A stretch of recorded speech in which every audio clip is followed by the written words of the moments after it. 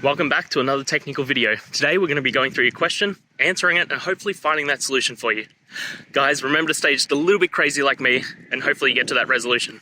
Now, let's continue on to the video.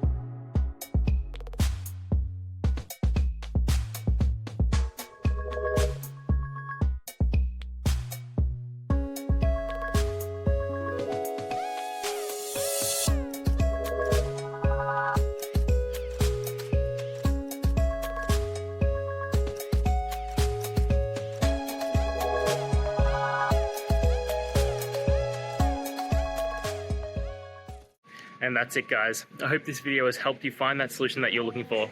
If it did, please hit the subscribe button. I'd really appreciate it. And until next time, I hope you have a good one. Cheers.